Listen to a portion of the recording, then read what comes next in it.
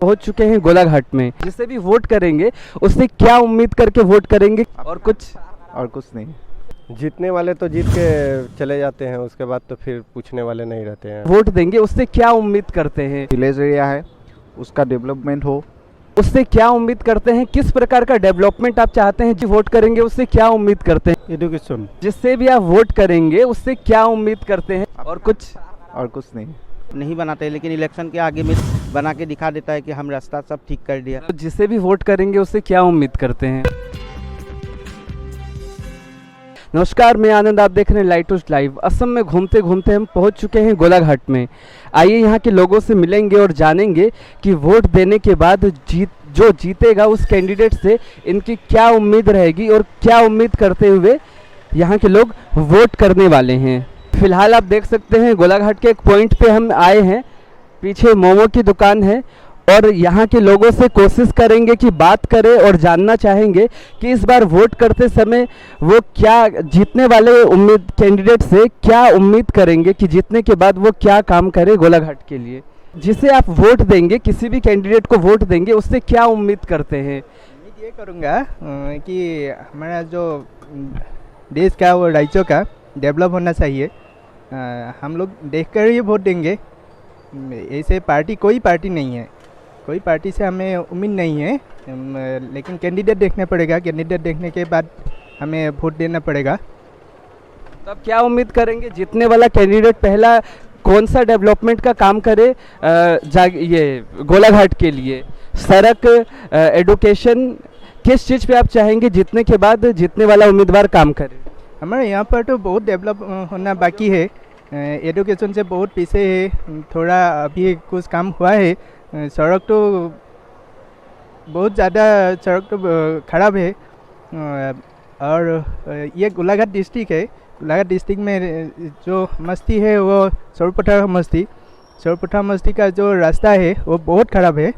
लेकिन गोलाघाट का तो कुछ है, लेकिन सौरपठा का तो मतलब गोलाघाट में रास्ता है, सारूपत्थर के रास्ते का उम्मीद करते हैं कि सारूपत्थर का जो रास्ता है वो बेहतर बन जाए और वहाँ सड़क पे पूर्ण रूप से डेवलपमेंट हो।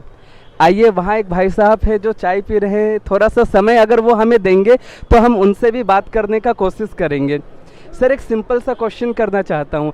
आप इलेक्शन आ रहे हैं तो आप वोट करेंगे?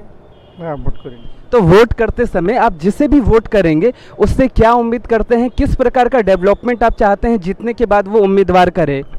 हमारा असम में डेवलप करना चाहिए, जो भी आएगा, जो भी सरकार आएगा। तो सड़क हो या एडुकेशन हो, दोनों में से किस पे पहले काम आप चाहेंगे? एडुकेशन। तो सर चाहते हैं कि जो भी उम्मीदवार यहाँ से जीते वो उम्मीदवार पहले यहाँ का जो एडुकेशन है, एडुकेशन को और बेहतर बनाए। जैसा कि हम अभी दो यहाँ के निवासी से मिले थे तो उन्होंने बताया खुमटाई की सड़क की समस्या का जिक्र किया उन्होंने और कहा कि एडुकेशन में वो चाहेंगे जीतने वाला उम्मीदवार काम करे। आइए, यहाँ और एक मोमो के स्टॉल पे हम पहुँचे हैं। यहाँ मोमो खा रहे हैं लोग। इनसे पूछेंगे और कोशिश करेंगे कि उनसे कुछ जवाब मिले, मगर यहाँ नहीं लग रहा है कि कुछ जवाब मिलेगा। तो चलिए हम आगे चलते हैं। यहाँ एक सर मोमो का आनंद ले रहे हैं, उनसे पूछना चाहेंगे और हमें उम्मीद है वो कुछ ना कुछ ज़रूर कहेंगे। सर, इलेक्शन आने वाले हैं, वोटिंग होगी। मैं ये नहीं पूछूंगा किसे वोट करेंगे और कौन से पार्टी को वोट करेंगे। मैं ये जानना चाहूँगा कि जीतने वाला जो उम्मीदवार होगा, आप जिसे भी वोट करेंगे उससे क्या उम्मीद करते हैं कि गोलाघाट जो ये क्षेत्र है यहाँ पहला प्रायोरिटी वो किस चीज़ पे देके डेवलपमेंट का कार्य शुरू करे? सड़क या एडुकेशन? वही आप जो बोल रहे हैं ना, वो आप रोड वगैरह, और दूसरा कि गांव विलेज एरिया जो विलेज एरिया है उसका डेवलपमेंट हो। और एजुकेशन तो वही तो एकदम मेन बात तो वही पे है ना। मेन प्रायोरिटी मानते हैं कि एडुकेशन को और बेहतर बताया जाए तभी भविष्य यहाँ का बेहतर होगा।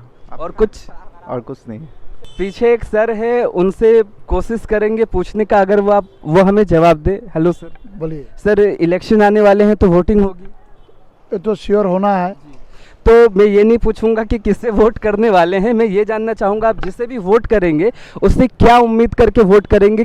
एजुकेशन भी चाहिए, सड़क भी चाहिए, वो सारा तरह चाहिए। सबसे है विकास।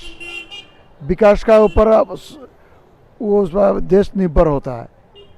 अब सबसे विकास का ऊपर निर्भर होता है। सेकेंड थिंग, जो देश में विकास नहीं होगा, एजुकेशन नहीं होगा, वो उसमें कोई काम नहीं है, उसमें होने पड़ेगा। Thank you sir. जैसा कि हमने जाना, हर कोई चाहता है कि सड़क के बारे में भी जिक्र हो रहा है और प्रायोरिटी लेवल पे लोग कह रहे हैं कि एडुकेशन को प्रायोरिटी देके जीतने वाले उम्मीदवार को काम करना चाहिए ताकि एडुकेशन क्वालिटी बेहतर हो, लोग पढ़ेंगे तभी आगे बढ़ेंगे। जिससे भी आप वोट करेंगे उससे क्या उम्मीद करते हैं कि जीतने के बाद पहला क्या काम करे वो गोलाघाट में?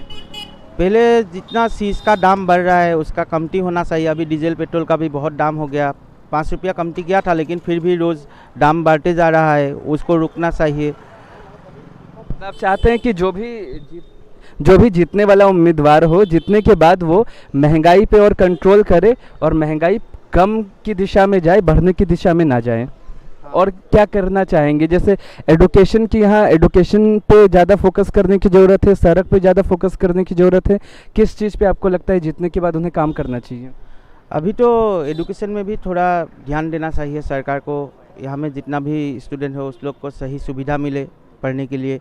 और आपका मतलब ये रास्ता भी बहुत ख़राब भी है। अभी ठीक किया है लेकिन इलेक्शन जाने के बाद फिर ख़राब हो जाता है, नहीं बनाते। लेकिन इलेक्शन के आगे में बना के दिखा देता है कि हम रास्ता सब ठीक कर दिया। आप चाहते हैं कि इलेक्शन में नहीं, बस इलेक्शन में जीतने के बाद भी जो बचता है समय उसमें काम हो, जस्ट इलेक्शन से पहले ना। हाँ, इलेक्शन की बात भी होना चाहिए, वो सब लगातार होना चाहिए। तो जिसे भी वोट करेंगे उससे क्या उम्मीद करते हैं? उम्मीद हम लोग शिक्षा, बेरोजगारी, लोग को रोजगार मिले, अच्छी व्यवस्था हो, उपचार की व्यवस्था हो। कुछ एक क्या कहना चाहेंगे कि जीतने के बाद, एमएलए की कुर्सी पे बैठने के बाद एमएलए पहला किस पे ध्यान दे, शिक्षा या सड़क? सभी मेन जो बिंदु जो आता है, रोटी कपड़ा और मकान सबसे पहला, और शिक्षा का तो महत्व है ही। जब बैठेंगे कुर्सी पे तो सभी चीज़ पे ही उनको ध्यान देना चाहिए कि किस तरीक़ा से आसाम जो है आगे बढ़े, डेवलप किस तरीक़ा से करे, राइज किस तरीक़ा से करे। इन सब पे एमएलए को ज़्यादा सोचने की मतलब मेन मुद्दा वही है, विकास की। शिक्षा में विकास जरूरी है, सड़क में विकास जरूरी है। जहाँ विकास की कमी है वहाँ विकास चाहते हैं लोग, और इस बार भी पहले के तरह मुद्दा विकास ही है। और कुछ कहना चाहेंगे जीतने वाले को? जीतने वाले तो जीत के चले जाते हैं, उसके बाद तो फिर पूछने वाले नहीं रहते हैं। बेरोजगार में सबसे बड़ी मुद्दा यहाँ पर है रोजगार। हाँ, युवा मांगता है रोजगार हमेशा, चाहे कहीं भी हो। किसी मुद्दे पे लोग आस पड़ोस के इलाके में नहीं जाएं, काम करने पे विवश ना हो। और बेरोजगारी तो सबसे बड़ी समस्या है ही देश की। ये भी यही कह रहे हैं कि जीतने के बाद जो भी कैंडिडेट जीते वो एम्प्लॉयमेंट पे काम करे ताकि यहाँ के रहने वाले जो लोग हैं उन्हें यहीं रोजगार मिल जाए, रोजगार के सिलसिले में अपना क्षेत्र छोड़ के उन्हें बाहर ना जाना पड़े।